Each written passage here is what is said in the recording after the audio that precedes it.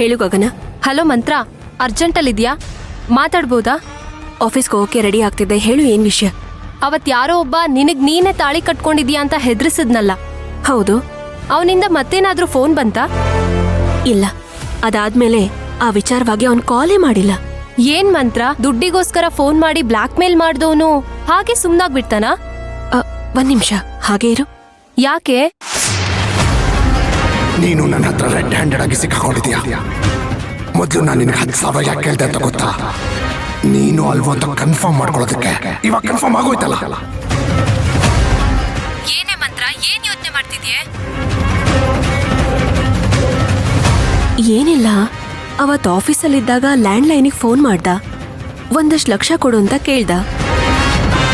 ಅದಾದ್ಮೇಲೆ ಇವತ್ವರೆಗೂ ಕಾಲೇ ಮಾಡಿಲ್ಲ. ಅಂದ್ರೆ ಇದ್ರರ್ಥ ಏನಿರ್ಬಹುದು? ಇದ್ರರ್ಥ ಒಂದೇ, ಯಾರ್ ಕಾಲ್ ಮಾಡಿದ್ನೋ ಅವನು ದುಡ್ಡಿಗೋಸ್ಕರ ಮಾಡ್ತಾ ಇಲ್ಲ. ದುಡ್ಡಿಗೋಸ್ಕರ ಅಲ್ಲ ಅಂದ್ರೆ ಮತ್ತೆ? ಅವತ್ 10,000 ಕೇಳ್ದವನು ಆಮೇಲೆ 1 ಲಕ್ಷ ಕೇಳ್ದ ಅಂದ್ರೆ? ಇಲ್ಲ, ಕನ್ಫರ್ಮ್ ಆಗಿ ಅವ್ನು ದುಡ್ಡಿಗೋಸ್ಕರ ಫೋನ್ ಮಾಡಿದ್ದಾನೆ ಅಂತ ಅನ್ನಿಸ್ತಾ ಇಲ್ಲ. ಅದ್ ಹೇಗೆ ಹೇಳ್ತೀಯಾ? ಬ್ಲ್ಯಾಕ್ ಮೇಲ್ ಮಾಡೋಕ್ಕೂ ಉದ್ದೇಶ ಇರತ್ತೆ. ಇವನು ಹೆದರಿಸಿ ಬೆದರಿಸಿ ದುಡ್ಡು ಕೇಳ್ದೋನು ಅದಾದ್ಮೇಲೆ ಮಾಡ್ಲೇ ಇಲ್ಲ ಅಂದ್ಮೇಲೆ ಏನರ್ಥ? ಸೈಲೆಂಟಾಗಿ ಬೇರೆ ಇದ್ದಾನೆ ಅಂದ್ಮೇಲೆ ಇದು ದುಡ್ಡುಗೋಸ್ಕರ ನಡೀತಿರೋದಲ್ಲ, ವಿಷಯ ಬೇರೇನೋ ಇದೆ. ಬೇರೇನೋ ವಿಚಾರ ಇದೆ ಅಂದ್ರೆ ಏನಿರುತ್ತೆ ಅಂತದು? ನನ್ ರಹಸ್ಯ ತಿಳ್ಕೊಂಡಿರೋರು ಯಾರೋ ನನ್ನ ಆಟಾಡ್ಸಕ್ ನೋಡ್ತಿದಾರ್ ಕಣೆ. ಹೀಗೆ ನಡೀತಾ ಇದೆ ಅಂತ ಗೊತ್ತಾಗ್ತಿದೆ, ಆದ್ರೆ ಯಾರು ಅಂತ ಕನ್ಫರ್ಮ್ ಆಗಿ ಗೊತ್ತಾಗ್ತಿಲ್ಲ. ನೀನ್ ಹೇಳಿದ್ಮೇಲೆ ನನ್ಗೊಂದು ಅನ್ನಿಸ್ತಿದೆ ಕಣೆ. ಬ್ಲ್ಯಾಕ್ ಮೇಲ್ ಮಾಡ್ದವರು ಬರೀ ದುಡ್ಡು ಬಗ್ಗೆ ಮಾತ್ರ ತಾನೇ ಯೋಚನೆ ಮಾಡ್ತಾರೆ. ಇದ್ರಲ್ಲೇನೋ ತಪ್ಪಿದೆ ಗಗನ. ಅವಳೆ ಅಂತ ನಿನಗೆ ಹೇಗ್ ಗೊತ್ತಾಯ್ತು? ಒಂದ್ ನಿಮಿಷ. ಓ, ಕಣ್ಣೆದ್ರು ಸಿಕ್ಕಾಕೊಂಡ್ಬಿಟ್ಲಾ? ಮೈ ಗಾಡ್. ಓಕೆ ಓಕೆ, ಹಾಗೆ ಆಗ್ಬೇಕು. ಕರೆಕ್ಟಾಗಿ ಮಾಡಿದ್ಯಾ ಬಿಡು. ಇಲ್ಲ, ಈ ಸತಿ ನಾನು ಅವಳನ್ನ ಬಿಡಲ್ಲ. ಮತ್ತೆ ಎಷ್ಟ್ ಸಲ ಹೇಳಿದ್ದೀನಿ ಅವಳಿಗೆ ಆ ಥರ ಎಲ್ಲ ಮಾಡಬೇಡ ಅಂತ. ಅವಳ ಬುದ್ಧಿನ ಅವಳು ತೋರಿಸೇ ಬಿಟ್ಲಲ್ವಾ? ಸರಿ ಸರಿ.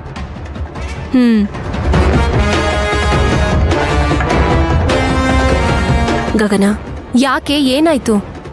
ಈಗಷ್ಟೇ ಸಾಧನನ್ ನೋಡ್ದೆ. ನಾನ್ ನಿನ್ ಹತ್ರ ಮಾತಾಡ್ತಿರೋದನ್ನ ಕೇಳಿಸ್ಕೊಂಡು ಯಾರ್ ಜೊತೆನೋ ಮಾತಾಡ್ತಿರೋ ತರ ಮಾತಾಡಿ ಹಾಗೆ ಹೋಗ್ಬಿಟ್ಲು.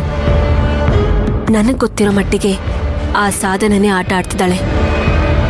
ಆದ್ರೆ ನಾನ್ ತಾಳಿ ಕಟ್ಕೊಂಡಿರೋಂಥ ವಿಷಯ ಇವಳಿಗೆ ಹೇಗೆ ಗೊತ್ತಾಯ್ತು? ಅದನ್ ಮೊದ್ಲು ಕಂಡಿಡಿಬೇಕು. ಹುಷಾರಾಗಿರೆ ನೀನು. ಹುಷಾರಾಗಿರ್ತೀನಿ, ಹಾಗೆ ಸಾಧನನ್ನು ನೋಡ್ಕೋತೀನಿ. ಈ ಮಂತ್ರ ನೋಟ ಹೇಗಿರುತ್ತೆ ಅಂತ ಗೊತ್ತಿದ್ರು ನನ್ ಜೊತೆನೆ ಆಟ ಆಡ್ತಿದ್ದಾಳೆ ಅಂದ್ಮೇಲೆ ಅವಳು ಎಂತೋಳಿರ್ಬೇಡ. ನಾನಾಡೋ ಆಟಕ್ಕೆ ಅವಳು ಸುಸ್ತಾಗ್ಬೇಕು. ಸರಿ ಕಣೆ, ಆಯ್ತು. ಹುಷಾರು, ಬಾಯ್.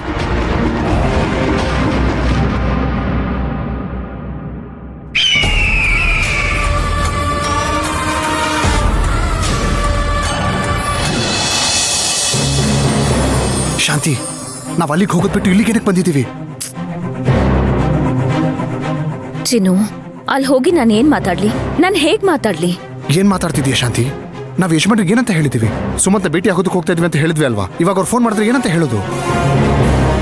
ನೋಡ್ ಶಾಂತಿ, ನೀನ್ ಮೊದ್ಲು ಅಲ್ಲಿಗೆ ಹೋಗಿ ಅವ್ರನ್ನ ಭೇಟಿ ಆಗು. ಮುಖಕ್ಕೆ ಮುಖ ಕೊಟ್ಟು ಮಾತಾಡ್ಸು, ಅವಾಗ ಮಾತು ತಾನಾಗೆ ಬರುತ್ತೆ. ಹೇ, ಅರ್ಜೆಂಟ್ ಮಾಡ್ಬೇಡ, 1 ನಿಮಿಷ ಇರು. ಏನ್ ಮಾಡೋದು?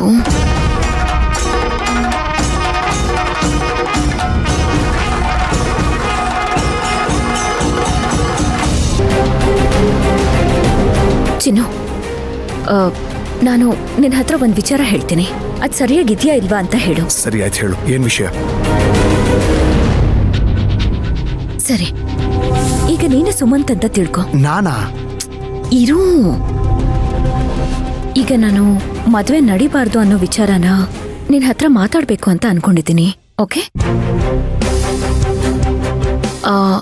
ಸುಮಂತ್ ಹತ್ರ ಹೇಗ್ ಮಾತಾಡ್ತೀನೋ ಆ ಥರನೇ ನಿನ್ನ ಹತ್ರ ಮಾತಾಡ್ತೀನಿ. ಹಾ, ಒಂದ್ ರಿಹರ್ಸಲ್ ಆಗತ್ ನನ್ಗೆ.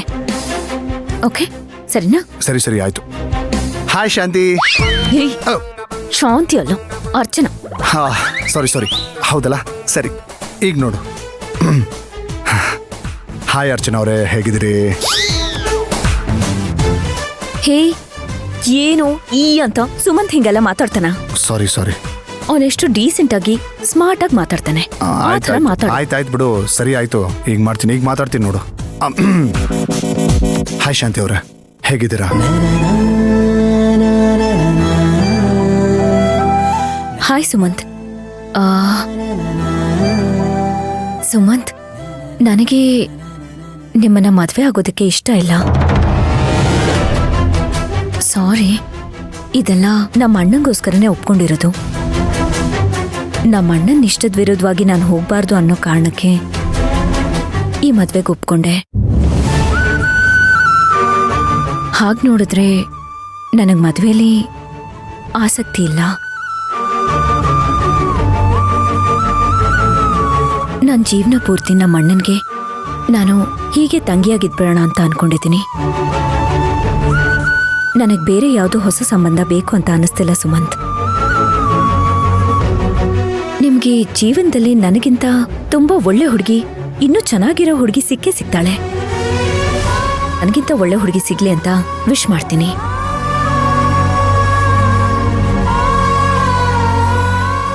ಹಲೋ. ಓಕೆ. ಹಾ ಚೆನ್ನಾಗಿತ್ತು, ಸಖತ್ತಾಗಿತ್ತು.